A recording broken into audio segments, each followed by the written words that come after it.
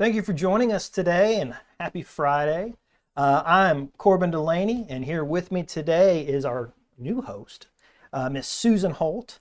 You may have heard her talk with our customer service. She is the head of our customer service and has been with Life Data for many yeyears now. 33 years, 33 4 months, years. and 23 days. Oh, what? But no one's counting. Yeah, no one's counting at all, huh? No. But yeah, Miss, if you've ever called into our customer service, there's a good chance that you've talked with Miss Susie, and she's going to join us today as we kind of talk about some of these frequently asked questions that we get, not only from customer service, but from trade shows. That's one of the big things that I've been doing this year, has been traveling across the United States, doing several different shows, along with Darren Owen. So if you've probably ran into either me or Darren, if you've been to some of these trade shows. Darren, in fact, just got back from badminton in the UK, and my next one's actually going to be the Western States Horse Expo over in California. So yeah, we especially now, we've been getting a lot of frequently asked questions that we're going to kind of tackle today. And so I know, me personally, one of the number one questions that I've been getting from these trade shows is, where is Mike Barker? Mike, of course, was our sales manager. Face of Life Data. The face of Life Data. He, of course, did a lot of our live events. He, of course, did a lot of our trade shows. And we get people coming to the booth and they see me and they go, where's Mike? Where did Mike go? So that's kind of one of the number one questions I've been getting lately. And if you didn't know, Mike did retire. So he is off in the land of happy retirement with his beautiful wife, Miss Mary, enjoying it. He's doing well. He, of course, sends everyone his well wishes and misses everybody. But he is enjoying retirement. Yep, deserved. Yes, he does deserve it. If you knew Mike, he was extremely hardworking, and we all miss him. But I know also the next question that we have been getting a lot lately has been, how do I protect hoofs in wet weather? That has been an extremely big topic, especially for me when I'm at these trade shows. I was talking to Darren just yesterday about badminton, and he said over in the UK they're having a ton of moisture, ton of rain, all the way up into Ohio, Massachusetts. I mean, that's kind of been the biggest one lately, is what do I do with this moisture? How do I handle it? How do I protect my hoofs from this moisture? And the problem that we're having is all this excess moisture is going to do a couple different things to these horse hoofs. And if you're experiencing this, you can probably already know this and name this as much as I can. Mm-hmm. But it's softening hoofs. It's causing some poor hoof quality. Yep. That rain is going to introduce that hoof to more bacteria. As that hoof softens, that hoof becomes just more susceptible to that bacteria. So we're getting additional problems such as thrush, white line disease, and so on.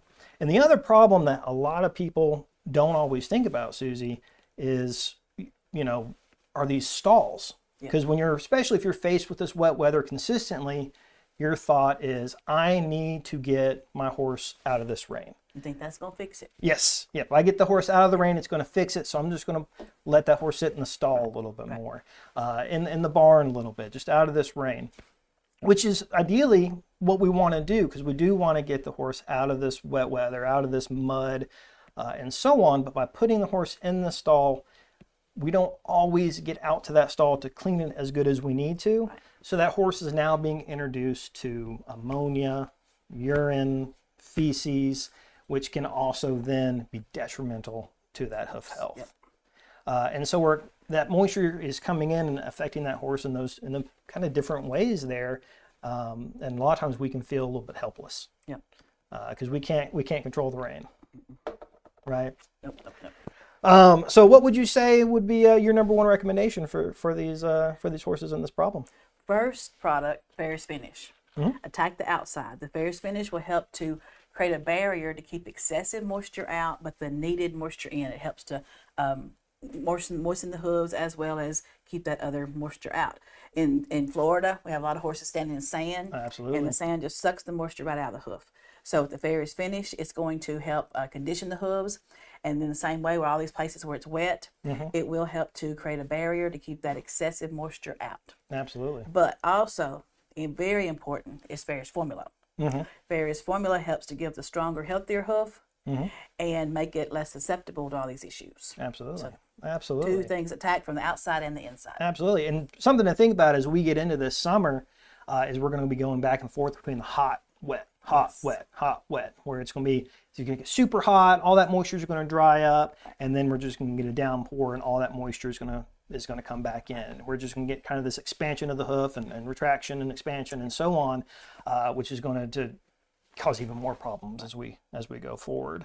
And in the dry areas, we find a lot the horses are going to the water trough or the ponds, Yep. and so their front hooves are in the water, even though the back hooves aren't as bad, but the front hooves are still in the moisture, even in the dry areas. Absolutely. And the thing about the Farrier's finish that's going to help with that moisture balance is it does have a phospholipid compound within it, and that's just going to work with the hoof. So it's going to help, like Susie said, in the dry environments, it's going to help keep that moisture in. That excess moisture, it's going to help keep that moisture out. It's also, of course, an antimicrobial, so it's going to help fight off that thrush and bacteria in it.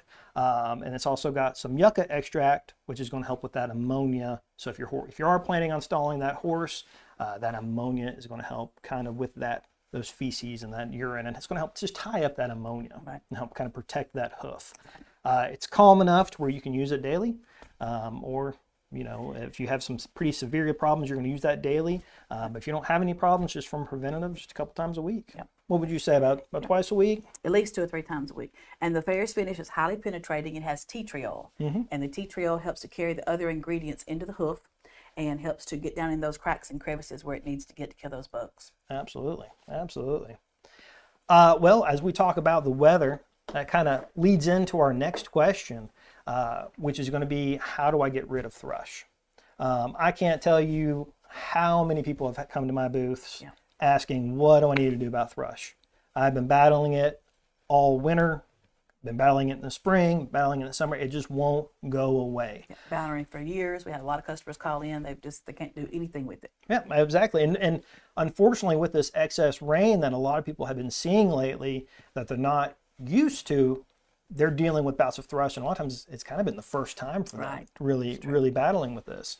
And so when I have these people come to my booth, kind of the number one question, I kind of bring up to them is, well, what's going on? What does your environment look like? Is this horse out in the pasture? What other topicals have you tried? What are you doing to try to treat it? And so kind of the first thing we also need to look at, though, are what exactly causes that thrush. And we could spend a whole week just talking about thrush. And I'm really just going to kind of hit the main points here. So if you are dealing with thrush and you want even more information, we have live events that were just completely dedicated to thrush that I can highly recommend that you watch. But when we're talking about the causes of thrush, we're looking at some of these things. Again, those wet environments, the high humidity, the unclean stalls. One of the biggest ones is the lack of oxygen to the hoof. Right. That bacteria that's causing thrush, creating thrush, is an anaerobic bacteria, meaning it's just going to thrive in those low oxygen environments. And as we get into that mud is going to end up packing into that sole, especially if that horse is shod, and it's going to end up packing in there, which is going to block that oxygen, creating just this perfect environment for that thrush to thrive. Right.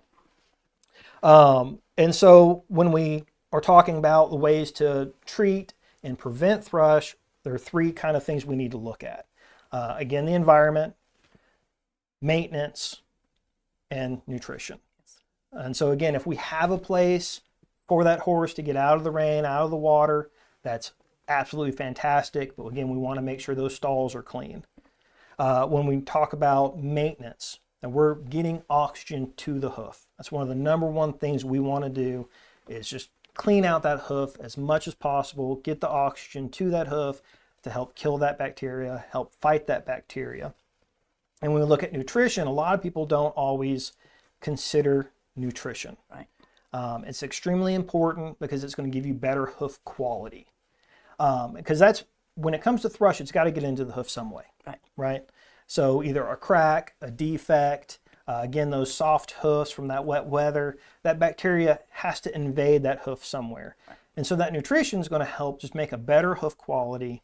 And so again, you talked about, with the wet weather using Farrier's formula. The Farrier's formula is going to help not only toughen up that hoof, give you a better hoof wall, stronger sole, but it's also going to help deal some of that damage. Right. So especially if you're getting to the point with this thrush where it's in some very sensitive tissue and some really good damage to that frog, that's going to help recover that area.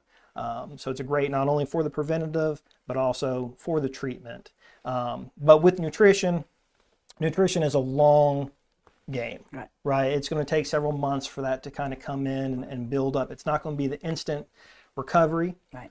And I know that's what a lot of people are looking for. They're like, we want to get this taken care of now. Right. And when people see that they have a problem with thrush, they hear that from the farrier, maybe they picked up the hoofs themselves, and they saw that black, they smelt that smell, Yes. they know I've got thrush and I've got a problem. Right. And one of the first things these horse owners do is what? Panic. Panic. That's right. Oh no, I got thrush. One of the first things they're going to do is you're going to run to your local supplier and you're going to find something on the shelf. Right. But we don't always pay attention to what's in that product. We're looking at the price tag of that product. We're looking at, of course, recommendations from other people and so on. Maybe things that we've used in the past. Maybe things that that your parents used to use or that your other friend uses. And we don't always pay attention to what's inside and what's in those ingredients for those thrush treatments. Right. Maybe it's just a really cool label. It's got lightning bolts on it or something, and you're like, wow, that looks great. That looks like it's going to be strong and effective. And so you get it. But the problem that we really have to pay attention to, and again, when we start talking about these cycles of thrush, where we're getting rid of the thrush, and then it seems to come back, and then we get rid of it, and it comes back, is actually going to be the topicals that we're putting on that hoof. Right. A lot of our thrush treatments are going to have very, very caustic ingredients in them. And those caustic ingredients are going to do a couple different things. Yes, they're going to help kill that bacteria, and they'll help kill that bacteria fast. But your other issue is going to be, it's going to be harmful to that healthy tissue, which is then a food source for your next invasion of thrush. Right. And then also some of that dead material from the hoof and so on is going to block oxygen. A lot of these topicals will have tars in them. They'll have just different things that will block that oxygen. And so basically we're just recreating a perfect environment for that thrush to thrive. And so for me personally, when we're talking about topicals, that's the number one thing we want to look at, is that topical is non-caustic to you, non-caustic to the horse. A few things, or a few warning signs that we can look for on those labels. Again, you can look at those ingredients and we can just kind of look at them and go, I wouldn't put that on myself. Why would I put it on my horse? Right, that's what I was going to say. You won't put it on your own hands or nails. Don't put it on your horse's hooves. Absolutely. Dr. Frank said forever. Yeah, absolutely. But other things, little caution signs. Don't put it on your own clothes. A lot of times it'll say, don't put it on your own skin. Wear gloves. May stain, different things like that. Those are some little cautious signs that you can look for. And so I know that a lot of you are asking, okay, well, what do I do? What do I do from a topical standpoint? Again, we're going to be looking at that Farrier's finish, which we talked about with that wet weather, because that's going to be one of the keys that we're going to be looking for is protecting that hoof from that wet weather, but also tackling that bacteria. And then also this Life Data hoof clay is going to be fantastic. You can pack that right into either side of the frog, back in the back there, any of those trouble areas, hoof cracks, defects, old nail holes. They're non-caustic. They're not going to burn you. They're not going to burn the horse. And they're also going to protect that investment that you're making through a nutritional standpoint. And you want to put if you're going to use both products, use the hoof clay first. Yes. And then the Farrier's finish, because the Farrier's finish will keep the hoof clay from sticking. So pack the hoof clay anywhere you can, anywhere you need it, sole, frog, anywhere. And then use the Farrier's finish all the way at the top around the coronary band. That's going to help protect new hoof growth while it's coming down. So it's important to use the Farrier's finish all over the outside of the hoof. You can put it on the bottom of the hoof. Anywhere you need to protect it, use the Farrier's finish. Absolutely, absolutely. And I have a lot of people that also will ask me, well, which one, if I only want to choose one, which one do I use? And to me, that you need to look at your environment. Depends on Again, what's if going you're on. just wanting to pick one and you've got a lot of that moisture, I would choose the Farrier's finish. But maybe you've got maybe some real deep areas that you're wanting to tackle, or that hoof clay is fantastic for that because you can really just pack it in and take care of that. It's also important to put the hoof clay on the bottom of the hoof when the farrier has just dressed it before you put a new shoe on. We have the farriers tell us that even though they go back 6 weeks, there's still some of the farriers finish there between the hoof and the shoe. So it's important to put it on there. You can put the hoof clay just right around there on the white line. And then if your horse is shod, you can just put that shoe right on top of that clay and put the nail hole straight in. And white line, you mentioned that the white line is important because with the hoof wall separation, it's important to pack that hoof clay in there if you have any issues with that. Absolutely, absolutely. And as we were talking about the hoof clay, that brings up our next question. Will life data hoof clay actually stay in place? Depends. It will stay in place. In these wet weather, you will have to apply it a little bit more often, but it is very sticky.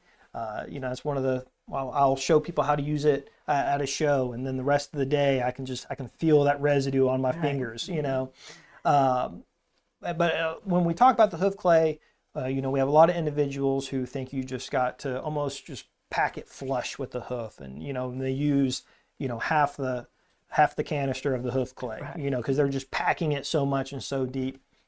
And as long as you get a really good smear into that problem area and those ingredients get to where they need to go, then you're going to be good. If you do need to apply it a little bit more often because of the rain, again, that's fine. If you are dealing with a lot of that rain and you like the hoof clay, I would recommend that Farrier's finish.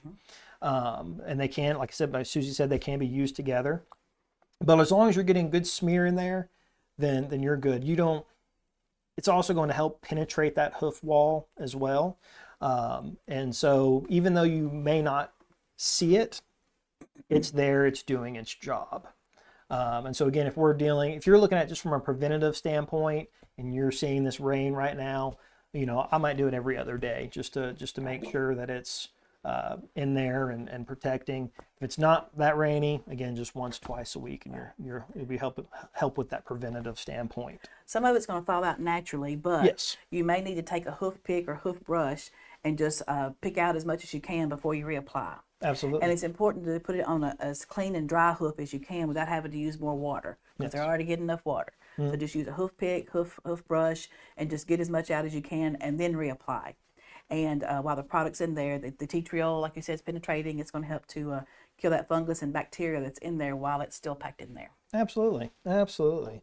And then the other thing I was going to say about the hoof clay is that after you pack it into the old nail holes, again, because when we're talking about the thrush, we're talking about those defects. So, I've kind of concentrated on what we're doing with the sole, but go ahead and put it in those old nail holes, those cracks, and so on, to help prevent that bacteria from coming into those areas as well. So, all right, let's go a little bit of a different route. One of the big things that we always talk about is a balanced diet. We want that diet to be balanced. We have a lot of these horse owners, they don't exactly, they might be new and not for sure exactly how to feed the horse and what to feed the horse. And we hear that kind of what is a balanced equine diet? And that's our next question, right? Is what is a balanced equine diet? What does that look like? And so when we talk about a balanced diet, there are a few components that we need to really look at. And we're looking at protein, energy, vitamins, minerals, amino acids. These are things that the horse needs within the diet to function, right? And they've got to be balanced. We don't want an excess of anything. We don't want, a deficiency. We want those things to be provided balanced for the betterment of the horse. And so to achieve a balanced diet, horse owners, they've got to understand exactly how many daily nutrient requirements. Again, that we're not over and under supplementing the horse. I know a lot of I've talked to a lot of horse owners who just throwing supplements at their horse, trying everything to give that horse as much as possible. And more is not always better. Just because something has more protein in it or more whatever it is, sulfur, whatever it is that we go, oh, more is better. More is not always better. We really don't want to overdo it. At the same time, we don't want to underdo it. Right. And then also that nutritional requirements are based on the individual horse. And so what do I mean by that, right? So we can have two different horses together, but even though they're together, it doesn't mean they need to be fed the same. Right. These horses we need to really look at that horse's requirements based on each individual horse. That horse who just spends most of the time in the pasture is not going to need the same amount of energy, same amount of calories as that horse that is training daily or who's working in the fields or who's doing that trail riding. Those horses, they work more, they're going to need more energy, they're going to need more calories, right? And so kind of our recommendation is going to be to take that horse back to the basic equine diet. And so when we look at the basic equine diet, we're looking at grass hay, a really good forage balancer, water, and free choice salt. And you had talked to me a little bit earlier about the free choice salt. You want to add on that? Right. It's important to use the loose free choice salt because, as Dr. Frank explained to us many times, the salt blocks were designed for cows many, many years ago. And of course, we do have salt blocks mineral blocks that are designed for horses. However, horse's tongue is not rough. It's slick, and it cannot get off enough of the salt if it's deficient. So they will bite it off in hunks. So you'll have a horse who may get too much at one time. So with that loose salt, they'll just eat what they need, and they'll leave the rest of it. So it is important just to use a loose free choice salt. They have those at the suppliers, the feed stores. So just look for something like that. And also on the individual feeding, I've had customers tell me, well, I have 10 horses, and I just put the feed out there, and they just eat it. Yeah. Well, how do you know that small horse is getting enough food? Because those bigger horses are getting out there and nudging him around and not letting him to the food. So it is important to individualize, some of the feed, like the supplements and things like that. So. Absolutely. And kind of with this recommendation, by taking that horse back to the basic diet, it enables you as the horse owner to separate those calories from those nutrients. A lot of these complete feeds, they end up tying those calories and nutrients together. So if you feed more, say that horse is very, very active and it needs more calories. So you continue to feed and you give that horse more, then you're also giving it more nutrients. Right. And so what you end up doing is you overly do it. Or let's say you've got an easy keeper who needs less, and so we say we're going to feed less of that complete feed. Well, now that individual horse is not receiving enough nutrients. And so that's one of the best parts of this basic equine diet is it allows you to control it. And so again, you've got the grass and the hay. You've got the barn bag, which is our recommendation. It's our forage balancer that we carry. And then you can add additional nutrients in the form of oats, beet pulp, copra, vegetable oil, whatever it is that you like to use, whatever your horse enjoys. And of course, you always want to be careful with the treats and the different sweets and things like that to help with that sugar level. And this is extremely important also for those metabolic horses that we really have to be careful about. And as we talk about feeding, that ends up taking me to our next question that we get quite frequently is when is the best time to graze? And I've gone back and forth with this with several different people. And, do we feed it in the morning? Do we feed it in the afternoon? What is the best time? I know, here with Life Data and a lot of the research that we've done and that I've seen, always said that it's best to feed in the morning.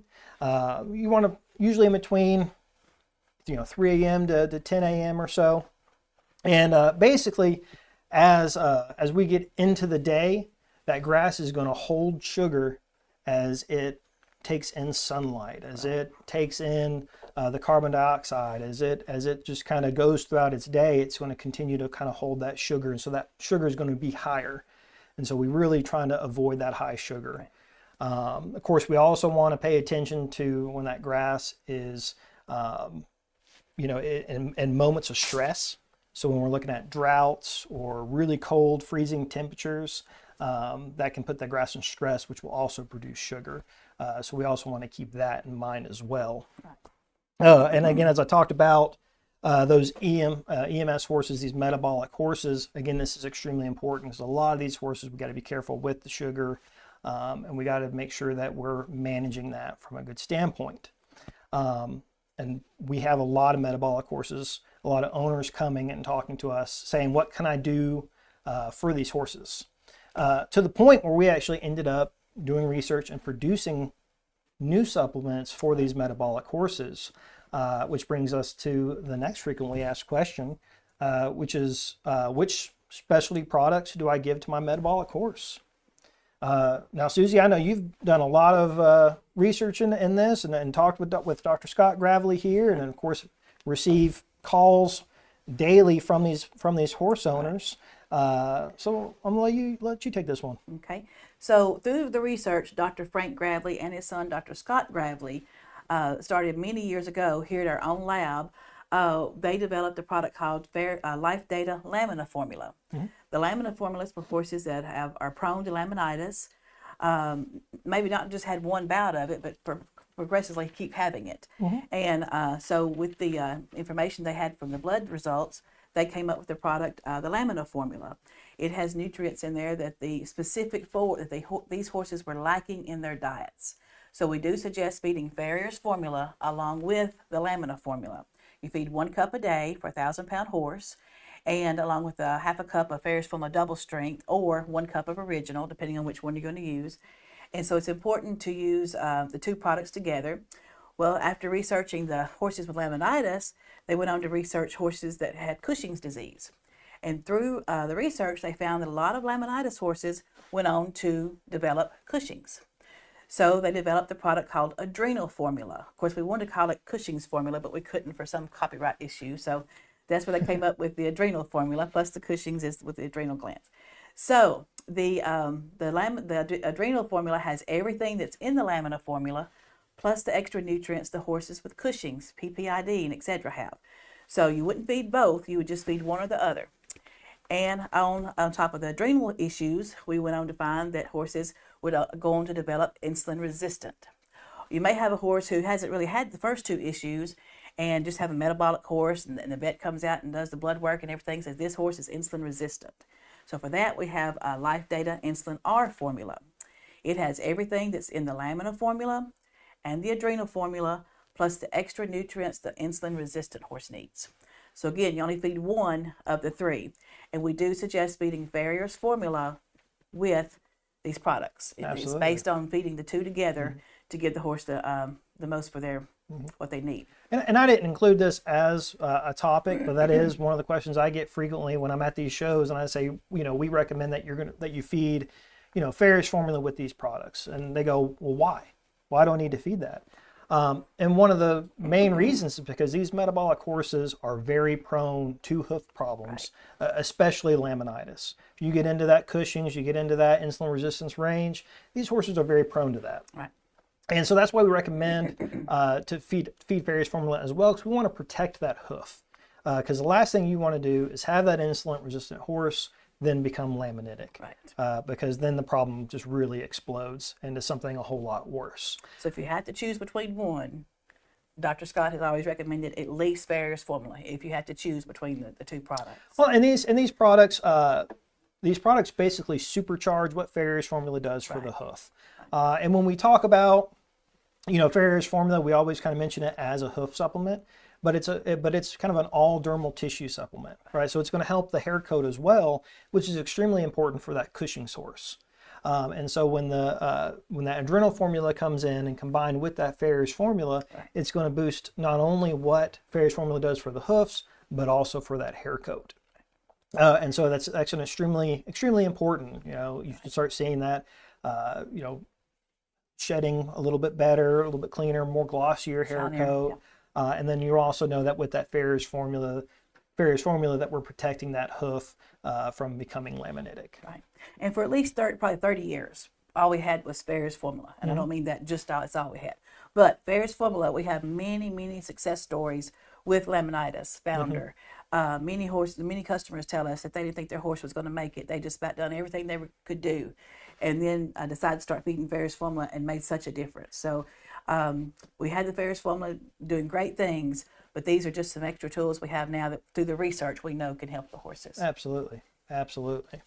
And especially when it comes to this, to the adrenal formula, we know that a lot of these horses are prescribed different medications. And we really want to be very careful with these formulas because they are very powerful. And essentially, they become the feeding program for the horse. And we don't want to combine it with other supplements. You don't want to feed a hay and pasture balancer and Farrier's formula and one of these three products. Yes. You only need Farrier's formula and one of these these three products end up becoming that forage balancer. Right. So you're going to do that basic diet of the horse. Of course, you want to test your hay and so on, especially if we're in this metabolic stage to make sure that we're controlling those sugars and different things. But that becomes the feeding plan. Right. We really want to be careful when we're talking about other supplements.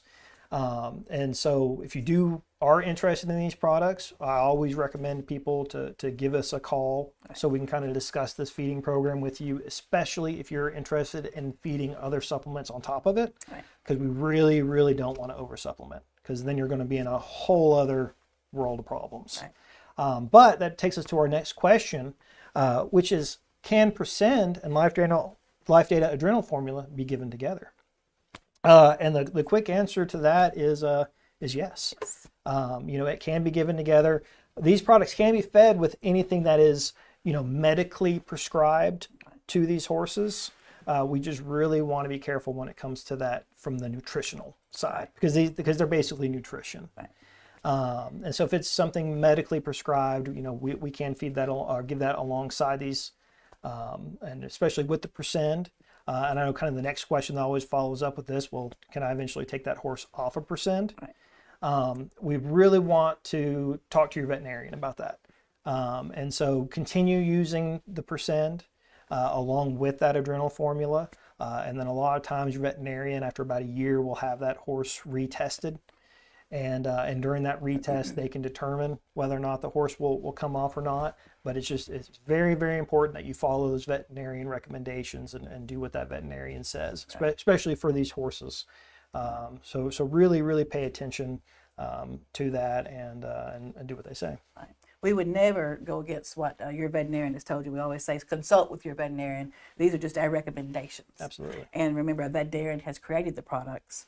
Or veterinarians, multiple, have created the products and especially the special products they designed to be fed along with the medication. So, but to feel safe, don't hesitate to call us. Absolutely. If you ever have any questions, we're here. You can always email us at the cservice@lifedatalabs.com or give us a call and you'll talk to Susie. Well, let's get off of some of these specialty products a little bit, and let's take it back to kind of our foundation, which is Farrier's formula, and so that is kind of another really big topic is when people see our products lined up and they see we have 3 different Farrier's formula. The question becomes, what is the difference between the Farrier's formula products? Right. Which one do I feed? Do I feed all of them? Do I feed one of them? Yep. And there's a lot of misconception with the original Farrier's formula. So first of all, original Farrier's formula, the #1 hoof supplement, created by Dr. Frank Gravely. That's the original formula. Over 40 years ago, and all the research he did behind it. The original Farrier's formula feed 1 cup a day for a 1,000-pound horse. Well, then we see the Farrier's formula double strength, and they think, oh, that's too much. That's double the power and double concentrated. I don't need that. Well, you get the same vitamins and nutrients from 1 cup of Farrier's formula as you do half a cup of double strength. Absolutely. So the double strength is more economical. The Farrier's formula double strength only feed a half a cup per day and for a 1,000-pound horse, and that 1 bag will last a little bit less than 2 months, just right at 2 months. So the white bag of original will last around 30 days. So you're getting more for your money per day when you buy the double strength. Some dealers only carry the original or only carry the double strength. A lot of them will carry both. And it just depends on you and your budget. If you can afford to buy the 2-month supply, you're getting more for your money. And a lot of the online dealers sell it. We have many dealers that ship the products with free shipping. Some have to charge some shipping, and shipping is not free to us at all. So we always encourage you to go to one of our dealers when you can. So the difference in those two is the double strength is just more economical to feed. You're getting the same basic vitamins and nutrients from both products. Yep. Then next we have the Farrier's Formula Double Strength Plus Joint. Well, I just had him throw up some of this information on the double strength, and of course the Farrier's formula, which you hit a lot of it, but just a couple other things to show is the Farrier's formula is kind of the first of supplement there that has had independent research behind it. And so that's with any of our Farrier's formula products, right? This is going to stand true for any of them. They are pelleted, where a lot of your supplements are going to be the powders. They're vacuum packaged, and so on. We'll get into a little bit of that later. But as Susie pretty much said, really the only difference between the two is how much you feed. Right. And of course, when we're talking about a daily price point, that Farrier's formula double strength will be more economical for you. And so this is kind of the one that gets recommended the most now, because it is more economical, but still has that the great value and the great research that, of course, the Farrier's formula had. And then, as you mentioned, we can then go from the double strength to the double strength plus joint. So the double strength plus joint contains everything that's in Farrier's formula double strength, plus the nutrients the horses need that have joint issues. So you have the working horse, the training horse, the older horse, any horse that also needs a joint supplement. You feed the one product, you're getting two things in one: hoof support and joint support. So you don't have to feed 2 or 3 different supplements, because you take that chance. For example, our Farrier's formula, original and double strength, has methionine. Methionine is our source of sulfur. If you feed more than one source of sulfur, you may get too much. So it is good to watch those ingredients, make sure you're not overlapping.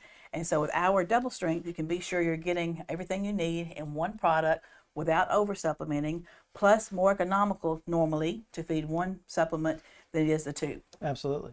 And the other thing to think about with this double strength plus joint, a lot of your joint supplements are going to use glucosamine. Our product does not contain glucosamine. Correct. The reason being is a lot of our joint customers also have metabolic horses. And latest research has shown that glucosamine is not fantastic for those metabolic horses. So it's actually not in our product at all. So you can actually use it for those metabolic horses and not have to worry about that glucosamine. And it also can be used, we talked about earlier, those specialty products being used with Farrier's formula.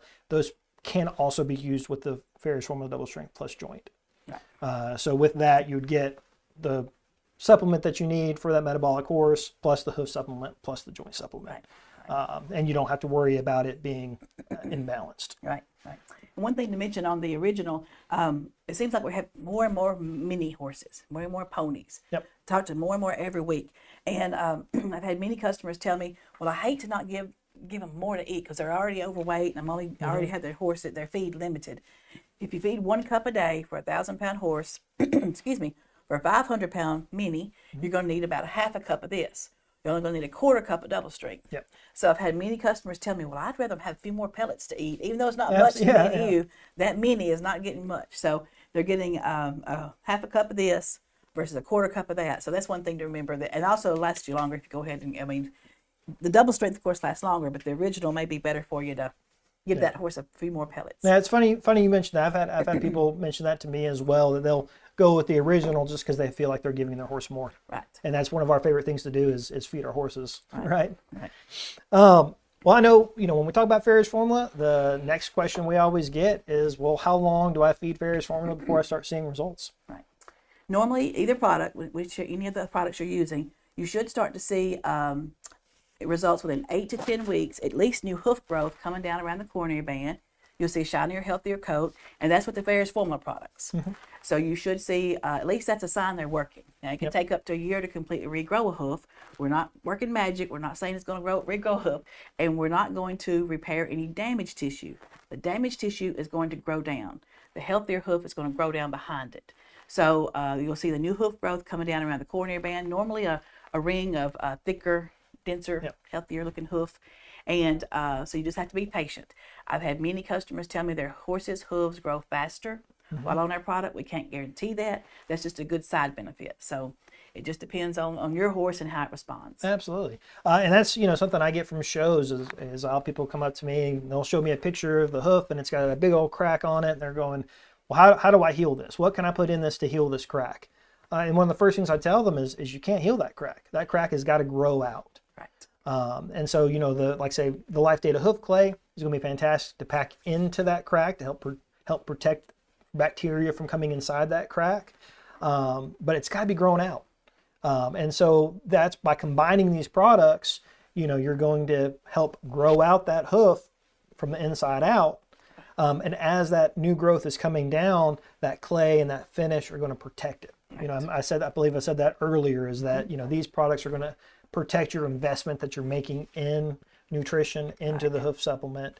And so, to me, when we're talking about complete hoof care, it's, both these topicals plus the double strength. If you want to do everything you possibly can to really protect and to promote that hoof growth, it's going to be those two. And it's something to think about. Again, I keep going back to the rain, but if you can feed Farrier's formula, all day long, but if you're leaving that horse in that mud, Right. that new growth is just going to continue to get damaged. Right. As that new growth comes in, it's going to suffer from that moisture and from those problems. And so you really want to protect that new growth.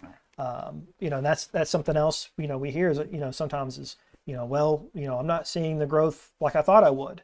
And then when you start investigating, you're finding out that, that horse is standing in a muddy pasture and there's nothing being done from an environmental standpoint to help protect and help that new growth. Right. We've had many customers call with that kind of issue and start with the Farrier's finish, call back in a few months and say, wow, I'm starting to see what I was hoping to see. Yep, exactly. So they work so well together. Absolutely. This next question, Susie, I believe you get a lot more than I do. But Farrier's formula contains alfalfa. Can I feed it to my EMS horse? Yes.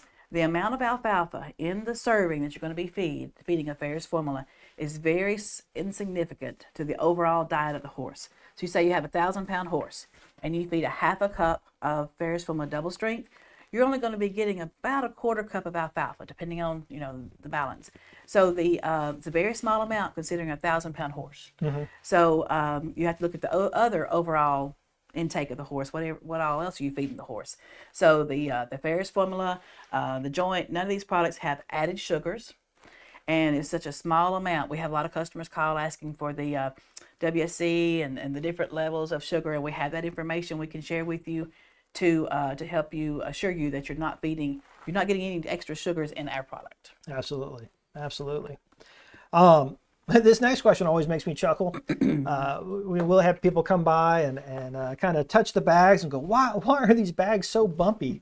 These bags kind of look weird. They don't look like your normal supplements. Right. And again, a lot of your supplements are going to be powdered. Mm-hmm. These are pelleted. And then they're vacuum sealed. Right. So you want to talk about the vacuum sealing a little bit? So what you're seeing is the pellet. That one shows it real good. Yep. Shows the pellet. So in the vacuum process, the packaging process, when they're vacuum sealed, takes all the air out. So all you're seeing is the pellets through there. So once you open it, you should see the pellets, and we're going to talk about that here in a few minutes. But yeah, that's what you're seeing is just the pellets. There's no air in there. Yep. It's like a brick. Yeah. I mean, it really is. And these bags have a 3-year shelf life. Yes. Due to that vacuum sealing. I mean, we literally make these pellets. They're put into a bag and it's sealed in there. So these pellets, when you open the bag, are going to be just as fresh for your horse as the day we made them. Right. So, and as she said, she talked about opening a bag. And so that's the next question we get is, what's the best way to open a bag of Farrier's formula? Right. So Susie, it's recently come to light that we are having more and more issues. We've known we had some issues, here and there lately, but over years, but not any major issues. But we've had customers calling saying it is impossible to get these bags open. So we do have there's a little information thing somewhere. I don't see it on this one, Corbin. It's not on this one. The new Is it on bags this will one? have it. Okay. Well, in the future, we're going to have little instructions about how to open it. But this is what we envisioned. We envisioned taking the scissors or a knife or something like that. Get this little tape off right here. And just barely put a hole in the product. Just release that vacuum when you do the hole. You can actually let you'll hear it. me get my mic there so they can. Well, they kind of stop now. It's already out. Look. It'll release the vacuum. And once it does that, take the bag. Once you've got the vacuum released, you can see it. I'm already able to start. Yeah, you can already pushing feel it it around. And if you'll take it, just drop it on the floor one time. Yeah. May not even have to do that. You We can might- yeah, this has gotten so loose, but Okay, yeah, we have a lot of people will take like a rubber mallet and hit it, or like Susie said, just take it and drop it. and then cut it open. So don't do anything till you at least release that vacuum. You see, I just put one little hole in it. Yeah, you can already see. You can see the difference between just from this little bit of time, just the difference already between the two. So you see the bumpy and how hard it is. And then this one's already loose. So then take the scissors and cut it open. And then you'll see the product. Corbin, you could reach it better. Can't reach it. Here. As easy as that. Yeah. And then from here, we'll have a lot of people that will go and get a bucket from their local hardware store, Right. and you can dump it. And so the product is loose, just the pellets. Yep, it's already loose. And so yeah, like you said, just dump it in there. Some people will. We've had some suggestions to leave it sitting, maybe Yep. overnight. Mm-hmm. If it is hard, leave it sitting in the bag somewhere where the mice and bugs can't get to it, of course. And the next morning, go in there, and it easily comes apart. Yep, So absolutely. it just depends on what you have. But mostly releasing that vacuum one time, just let the air get to it and release that vacuum, and normally it'll just come right apart. Absolutely. A lot of times when I'm at these shows, we have our products shipped to the different shows, and I'll arrive at the show and start setting up and opening these boxes, and I might get a little bit careless with my knife as I'm opening the boxes, and I'll nick the top of one on accident.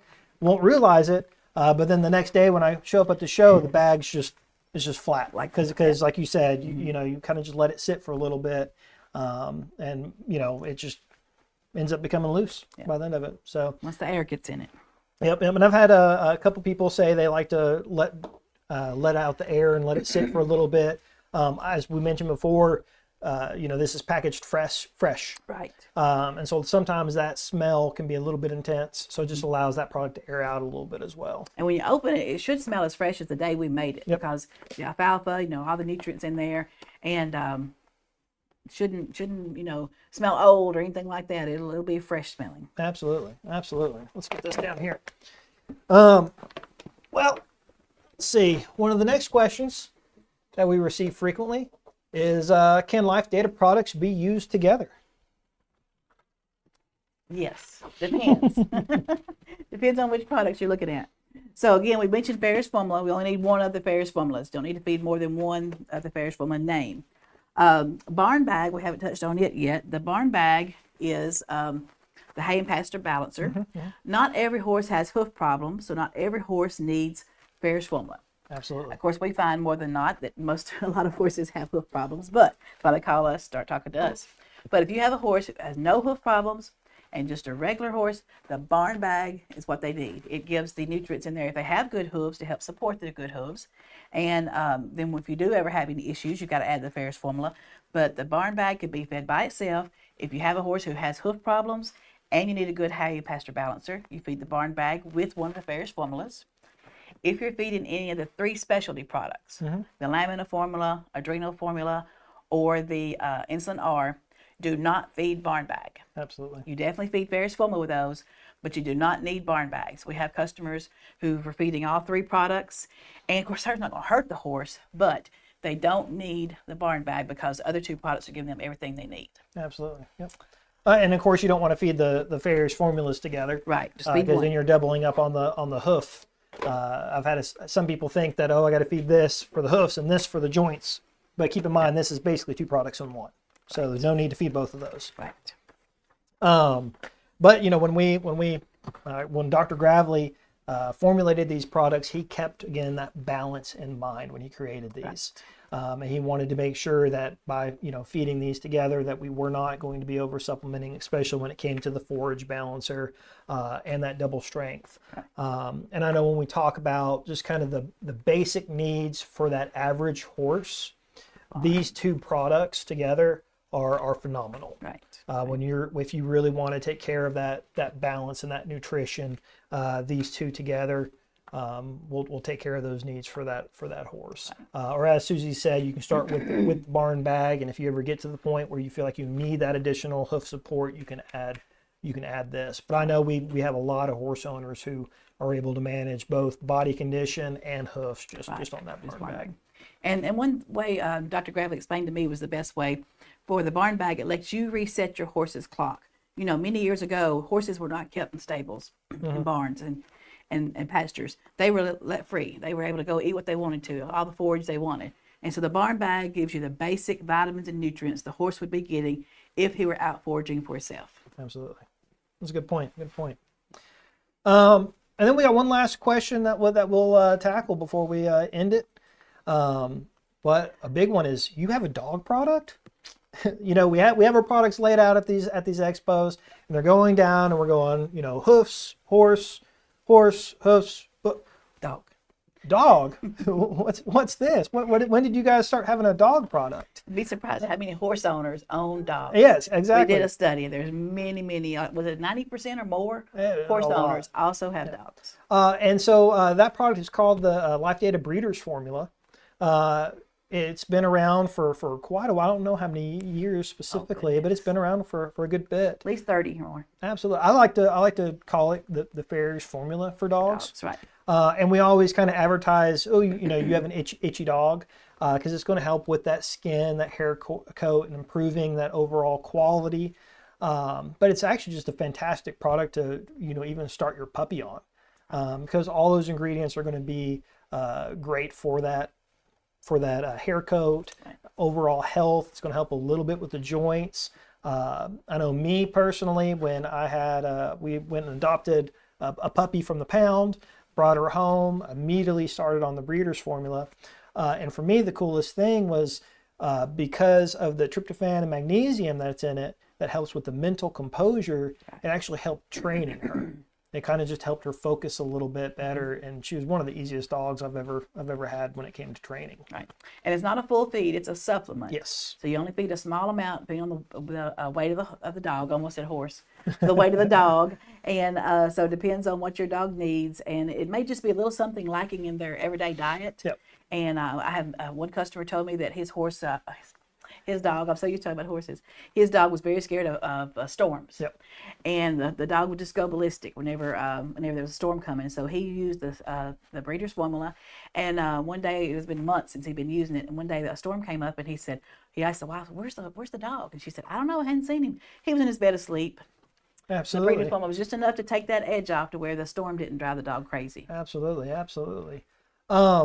And as Susie said, it's basically just a top dressing. Right. So our smallest bag, for the biggest size for that dog, we're talking over 100 pounds, usually lasts, it's like a little bit under 30 days. Right. And the great thing about this product is, of course, dogs are smaller, so that nutrition is able to get into their system a little bit faster.